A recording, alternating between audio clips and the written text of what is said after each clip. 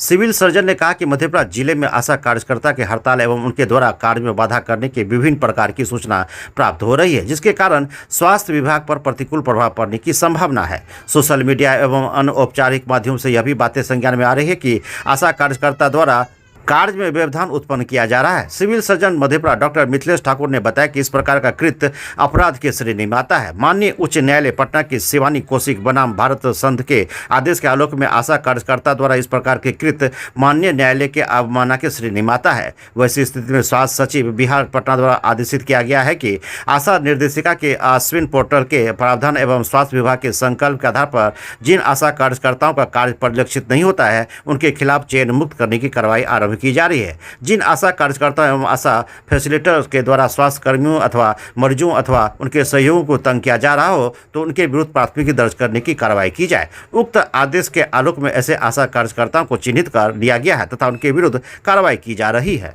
जिले में आशा कार्यकर्ता के द्वारा लगातार धरना प्रदर्शन और हड़ताल जारी है। सर, इस दिशा में आपकी तरफ से क्या निर्णय लिया गया है और क्या आदेश जारी हुआ? इसमें जो है ना, हम जितने प्रभारी चिकित्सा पदाधिकारी हैं, CSC, PSC, sub divisional hospital, सबको हम इस संबंध में 3-4 पत्र निर्गत कर दिए हैं।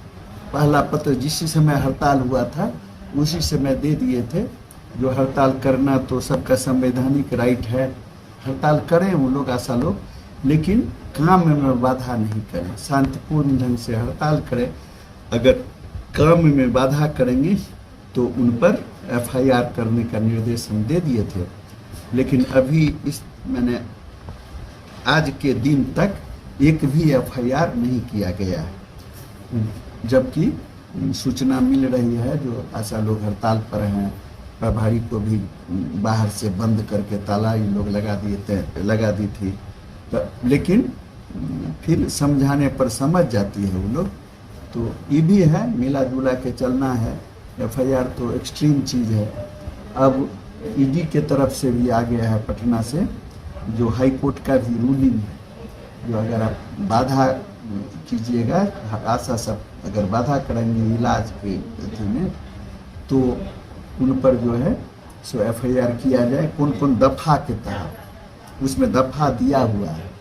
अगर वो नहीं भी दफ़ा रहता फिर भी सरकारी काम में बाधा पहुंचाना तो अपराध की श्रेणी में आता है। एक चीज़ और इन लोगों को हम आदेश जारी कर दिए हैं, जो आपके पास जितने कागजात हैं, जैसे इम्यूनाइजेशन होता है तो आशा के पास उसका रिकॉर्ड रहता है, ड्यू लिस्ट सब रहता है, वो हम आदेश दे दिए हैं कि वो सब आप जमा कर दीजिए।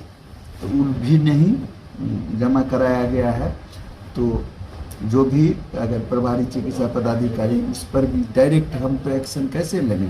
वो रिपोर्ट करेंगे तो हम एक्शन लेंगे।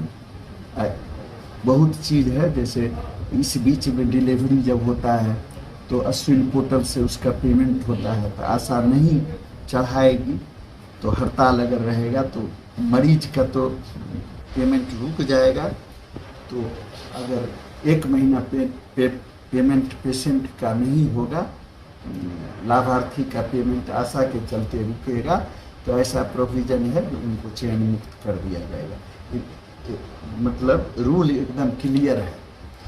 तो सभी का आशा लोगों के चलते मरीज का भी पेमेंट रुका हुआ है, क्योंकि वही रिपोर्ट करती है तभी बढ़ता है, तो हो रहा है। तो और एक चीज़ और है, जो आशा का जितना मांग है, कोई भी माने सिविल सर्जन या जिला स्तर के से उसका समाधान नहीं होगा। न सिविल सर्जन करेंगे न DM करेंगे। जो भी चीज़ होगा वो स्वास्थ्य विभाग भी नहीं कर सकता है, इसे पॉलिसी डिसीजन है। अब जैसे उनको रेगुलर किया जाए या 1000 या 5000 का वेतन दिया जाए, तो ये सब कैबिनेट से होगा, ये राज्य स्वास्थ्य विभाग के स्तर से भी नहीं होगा, ये डायरेक्ट सरकार के स्तर से होगा। तो वही है, लेकिन इन लोग भी माने किसी के समझाने बहकावे में आकर हड़ताल पर चली गई है। जो भी होगा सरकार के स्तर से तो होगा। आपके तरफ से पूरे जिले के आशा कार्यकर्ता जो अपना मांग पत्र सौंपी है, तो आपके तरफ से अनुशंसा राज्य सरकार को किया गया है? नहीं, वो तो हम जो भी मिलता है आपके थ्रू भी हम कहना चाहेंगे, जो आशा के रिप्रेजेंटेटिव है हमसे कोई नहीं मिली है, डायरेक्ट हमसे मिलेंगी जो उसके सेक्रेटरी हैं, तो उनको हम समझा देंगे बस स्थिति। तो पता नहीं काहे नहीं मिलती है हमसे, क्योंकि मांग तो सरकार करेगी। दूसरी ओर इस संबंध में आशा कार्यकर्ताओं से जब जानकारी ली गई तो उन्होंने सिविल सर्जन के दिए गए आदेश के संबंध में क्या कुछ कहा, वह भी देखिए इस वीडियो में। सिविल सर्जन की ओर से जो जारी चिट्ठी हुआ है, जिसमें यह कहा गया कि सभी आशा कार्यकर्ता अपने काम पर लौटे, नहीं तो कार्य नहीं करने के अवमानना के तहत तो आपको चयन मुक्त किया जाएगा। ऐसे में आप अपने संगठन की ओर से क्या कहना चाहेंगे? मैं संगठन की ओर से यही कहना चाहूँगी कि मेरे जितने भी बड़े पदाधिकारी मेरे आला कमान है और स्वास्थ्य विभाग से हमारी लड़ाई नहीं चल रही है, ये हमारी राज्य की लड़ाई है। और इन पदाधिकारी हमारे बड़े पदाधिकारीगण हैं, उनसे हम यही आग्रह करते हैं कि आप लोग मेरा साथ दीजिए, मेरी मांगों को आप सरकार तक पहुंचाइए। आपसे मेरी कोई लड़ाई नहीं है, हम आप ही के साथ मिलजुल के काम करेंगे। जबकि मेरी हड़ताल चल रही है अभी, तो जितना काम हम लोग वंचित रखे हुए हैं, तब तो मेरा स्ट्राइक हुआ। जब आप सारा काम हमसे करा ही लीजिएगा तो हम लोग तो स्ट्राइक पे नहीं रहे। ये लड़ाई हमारी राज्य सरकार से है, हम राज्य सरकार से मांग रहे हैं।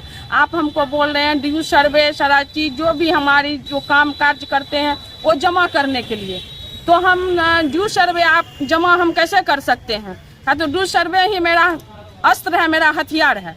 वही ड्यू सर्वे लेके हम आगे की रणनीति तैयारी करते हैं। ड्यू सर्वे कराने में हमारी आशा इतनी मेहनत से ड्यू सर्वे की है, अगर हम दूसरे का हाथ में दे दें फिर हमको दोबारा मेहनत करना पड़ेगा ड्यू सर्वे बनाने में। तो मैं आला कमान से यही कहना चाहूँगी कि हमारी मदद करें, हमारी मांगों के ऊपर तक पहुंचाए। जैसे कि आला कमान सर बोले हुए हैं आप लोग FIR दर्ज होगा, तो मैं उनसे नहीं डरती हूँ। मैं रिक्वेस्ट करूँगी जो आप हमको भी मदद कीजिए, और अगर हमारी आशा सब कुछ गलती भी करती है तो आप उसको अनदेखे में छोड़ दिया कीजिए। कहे तो हम लोग आपसे छोटे हैं, बच्चे के तरह हैं, आप हमको माफ़ कर दिया कीजिए। और जहाँ तक हमारी सरकार से कल वार्ता हुई है, तो सरकार पहले बोले कि हम जो आज EDD साहब बोले कि जो आप जो हमारी EDD साहब को बोले हमारी मंत्री वहाँ से, जो आप लोग जो है हम लोग हमारी आशा सब FIR दर्ज करवाते हैं, तो वो आप हमारी सबसे पहले वापस लीजिए। तो EDD साहब बोले कि वो भी हो जाएगा।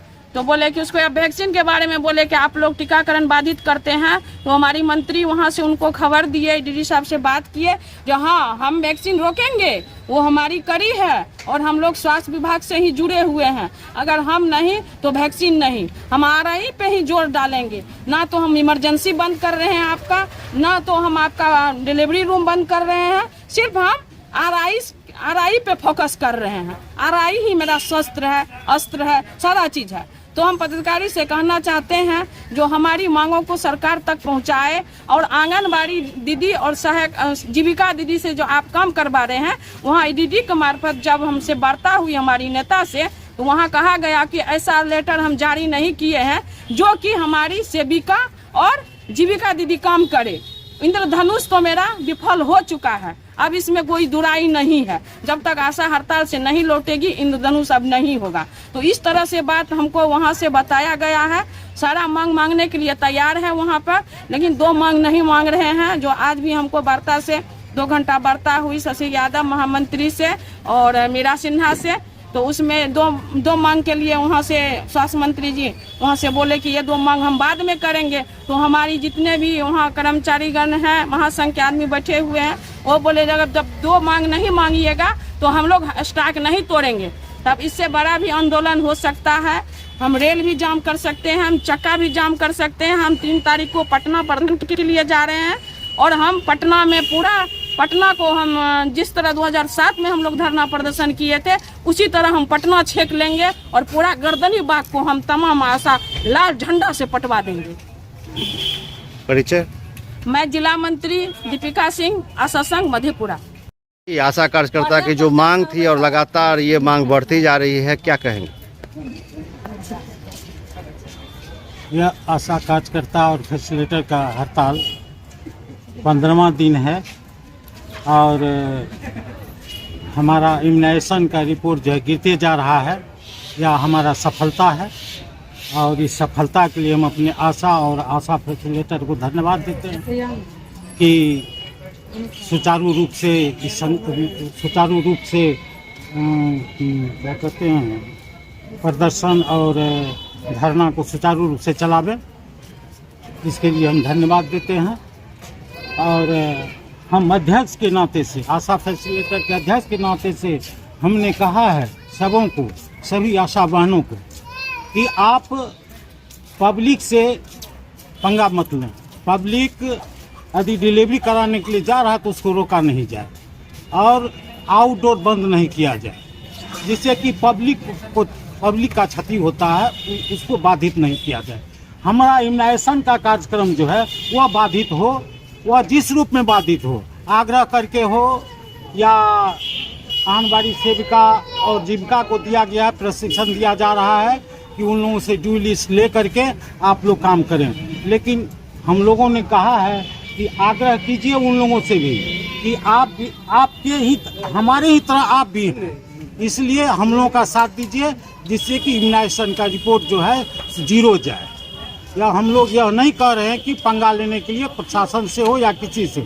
हमारा अपना जो कार्यक्रम है, हमारा जनसित अधिकार है हड़ताल करना, प्रदर्शन करना और धरना, सो हम कर रहे हैं। और हमारी मांगे जो है 9 सूत्री, वह सरकार किसी तरह माने, जैसे हो, हड़ताल के द्वारा हो, काम रोक के द्वारा हो या जैसे हो, हमारी मांगों को सरकार माने। यही हमारा कृतज्ञ संकल्प है कि हम इस धरना पर और प्रदर्शन लेकर के हम पटना जाएंगे 3 को और वहाँ पूरे गांधी मैदान को छेक लेंगे, आर ब्लॉक चौराहा को छेक। जैसे 2007 में हम लोगों ने पानी छिड़काव से नहीं डरा और बाधित कर दिया पूरे रोड को, उसी तरह हम 3 तारीख को जा कर के गर्दनी बाग से लेकर के आर ब्लॉक चौराहा तक को छेक लेंगे और सरकार को बाध्य कर देंगे कि हमारी मांगों को सुने और हमारी मांगों को माने। मेरा नाम सुरेंद्र प्रसाद यादव, अध्यक्ष आशा फैसिलिटेटर संघ, जिला शाखा मधेपुरा।